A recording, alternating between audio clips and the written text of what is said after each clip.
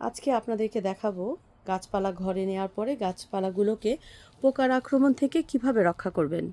তো আমি এখানে দুটো নিয়েছি ওষুধ।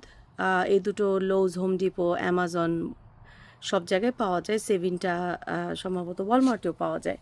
তো বিশেষ করে এইটার কথা বলবো, সেভিন যদি আপনারা কিনেন তাহলে অবশ্যই 700 দেখে কিনবেন, কারণ হচ্ছে যে আরেকটা থাকে 150 থেকেই 700টা ভালো।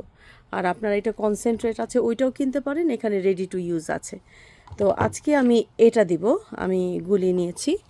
তো আমার গাছগুলোকে আমি ভালো মতো এটাকে ভিজিয়ে সুন্দর করে স্প্রে করে নিব। তো এক সপ্তাহে এটা করব, আর আরেক সপ্তাহে আমি আরেকটা দিব, সেভিনটা দিয়ে দিব। তো তাতে করে যত রকম পোকামাকড় আছে এরা সব মারা যাবে, ঘরের মধ্যে আপনার পোকামাকড় থাকবে না।